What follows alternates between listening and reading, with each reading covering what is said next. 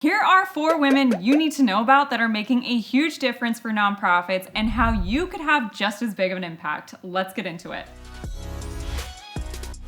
Up first, Mallory Erickson, a fundraising coach and soon-to-be published author of What the Fundraising. We've worked with Mallory for years. We've been sending her folks if you want to learn about fundraising, and she sends us people who want to master grant writing. She founded fundraising.ai. It's a cohort of organizations that are advocating for responsible and beneficial of use of AI for fundraisers. She's hosting a free one-day virtual summit on October 1st that you're not going to want to miss. You can save your seat in the link below, and this is definitely going to be the place to be when it comes to AI in the industry. Which, fun fact, we actually submitted a bunch of proposals for the Grant Professional Summit because I thought, okay, like I've been in the industry a long time, I should probably go to this event, right? It's like the event for grant writers. They did not accept any of our proposals on AI related topics, which I found really interesting and a little bit like, are you keeping with the times? Are you gatekeeping us from talking about that? Like, what's up? And so when we had the chance to basically get involved with fundraising.ai and their one-day summit, I was like, yeah, I'm gonna shift resources and go to that. So definitely stay tuned. I'll be definitely doing a grant writing unicorn meetup in San Francisco because we're gonna fly down for it. Next up, drumroll, Mina Doss. Okay, so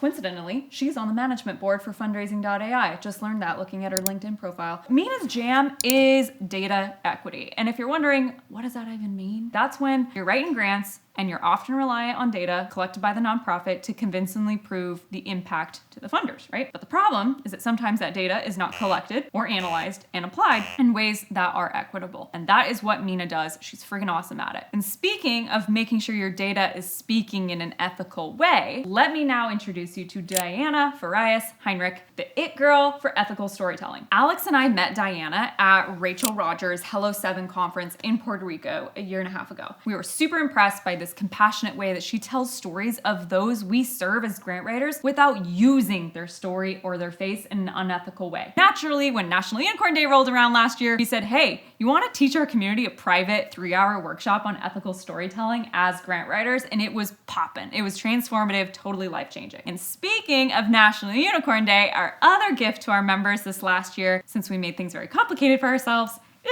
was a custom website template designed by the founders at Wild Awake Creative. It's an agency that works exclusively with women in business with a social impact lens. Co-founder Clara Williams has been immersed in the world of refugee resettlement, support for houseless individuals, and the foster care system. And then the other co-founder is Jenny Armstrong, who just wrapped up her final term as an elected state representative in Alaska, funny enough, for my district. And that's where she advocated for LGBTQ+ equality, paid family leave, and reducing violence against women. Side story, Jenny had the Alaska legislature straight up pass an honorarium for Learn Grant Writing and myself on National Unicorn Day, which I was surprised with a few weeks ago.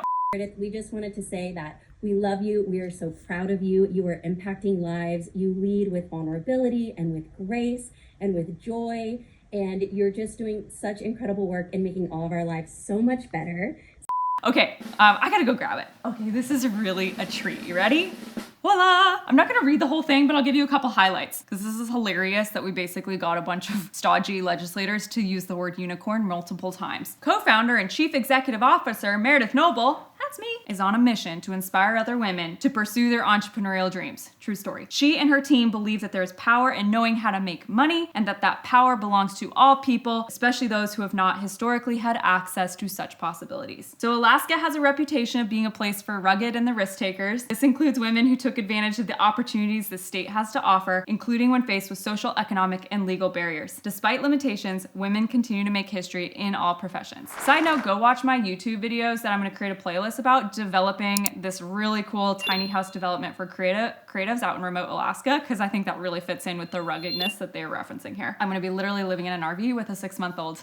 Wish me luck. Not only have their community members collectively won over 630 million, and that number is honestly out of date, it's even more, and they're influencing people to change the way they live their lives. We believe that women in our community are the true unicorns as they cultivate a new way of living and working that allows them to build a life and a career they love. The members of the 33rd Alaska State Legislature proudly honor the achievements of Learn Grant Writing in their community of unicorns. Like, how awesome is that, right? So cool. This is basically my pride and joy right now, and you know it's totally next to my bed. All right, let's get on with it. We'll just leave that right here, okay? What's cool is that these women are rising. They might not be New York Times bestsellers yet, but they're gonna be someday. And they float to the top because they decided to become the #1 at their zone of genius and unapologetically shine that light. I hope what you find inspiring about these women is that they started from zero. They're still figuring things out. They've had good days, they've had absolutely turd days, and their journeys have been definitely not linear. They've had dips and setbacks, but overall, they are climbing and heading to the up and right. And punchline, you can too. I had no idea when I quit my corporate gig that I'd become the it girl for how to make money as a grant writer, but hey yo, here we are. And what matters is that you start, and you start right this very freaking second, because only in the mess of building something do you actually create a masterpiece. If you're thinking about getting into grant writing to make a difference, there's room for you. And it's not too late. If you're looking for an example, check out Elaine's story, who went from making about $100,000 a year and burning out to making $420 grand 1 year later, serving nonprofits throughout the state of Oregon, because heck, she's the 5th woman making a really cool difference in this video, let's be real. All right, that's it. I'll see you in the next video. Bye.